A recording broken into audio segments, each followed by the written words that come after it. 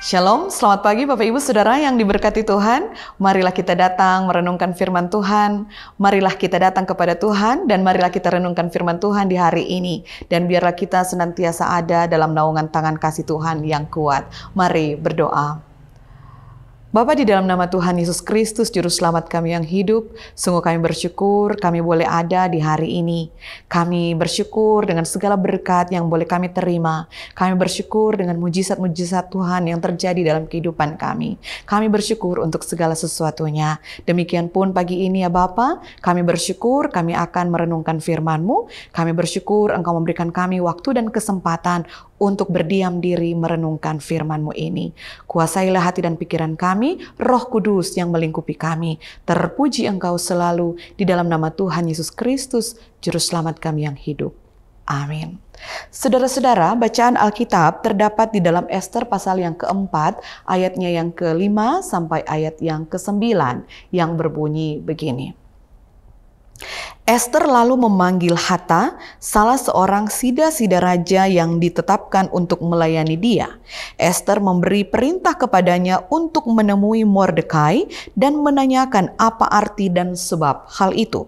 Lalu keluarlah Hatta menemui Mordekai di lapangan kota yang di depan pintu gerbang istana raja.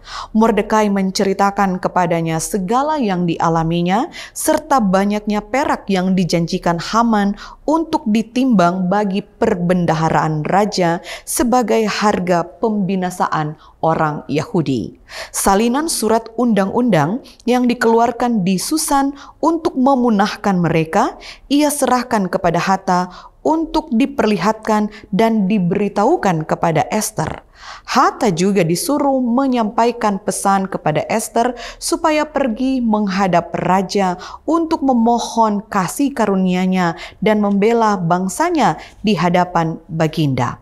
Lalu masuklah Hatta dan menyampaikan perkataan Mordekai kepada Ester. Bapak Ibu Saudara-saudara yang diberkati Tuhan, suatu keadaan dijelaskan kepada kita. Ayat yang keempat dikatakan ketika Ratu Ester mengirim pakaian kepada Mordekai untuk dia kenakan sebagai ganti kain kabung pada saat itu, dikatakan bahwa Mordekai tidak menerimanya. Nah, karena itu saudara-saudara, Ester pun bertanya-tanya, kenapa ayah angkatnya itu tidak mau menerima pemberian darinya? Ini menimbulkan suatu hal di mana Ester bertanya-tanya, ada apa sebenarnya? Karena itu diutuslah seorang yang bernama Hatta untuk menemui Mordekai.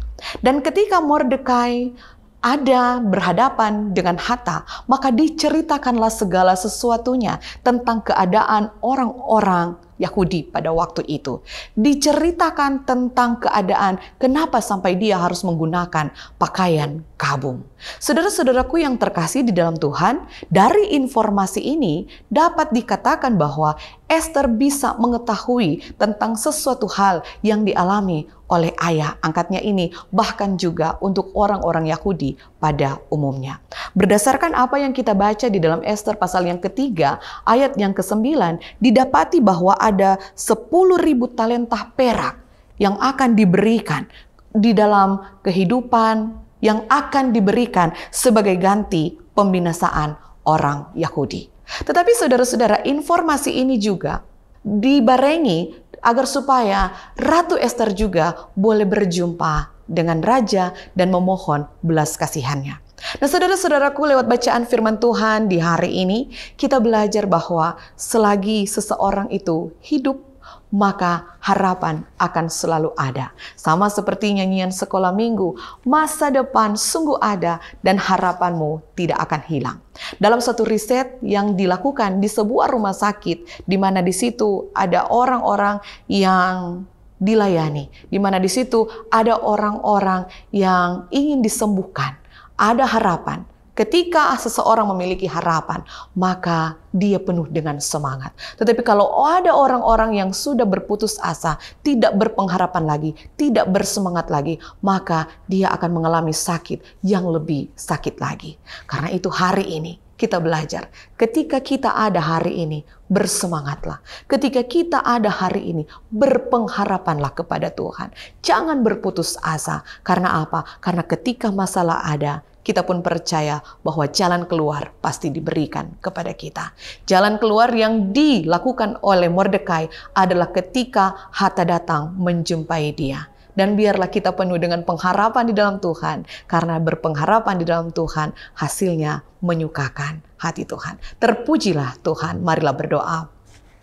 Bapa, terima kasih untuk kesempatan yang Kau beri bagi kami pagi hari ini. Terima kasih untuk firman-Mu yang boleh diberitakan. Terima kasih untuk kasih-Mu yang melimpah bagi kami.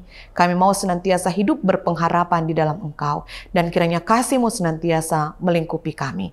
Hari ini kami percaya kami diberkati. Hari ini kami mau bekerja. Hari ini kami mau melayani Tuhan dengan wadah yang Kau berikan kepada kami. Dengan pengharapan-pengharapan yang ada pada kami, mampukan kami untuk dapat melakukannya dengan penuh dengan sukacita iman. Sungguh kami hanya berharap kepadamu Tuhan. Siapakah kami ini umat manusia? Siapakah kami ini hamba-hambamu? Kami mau datang kepadamu. Kami menjadi berarti karena Engkau mengasihi kami. Di dalam nama Tuhan Yesus Kristus kami berdoa. Amin. Berikan ku hati seperti hatimu yang penuh dengan belas kasihan. Berikan ku mata seperti matamu memandang tuayan di sana.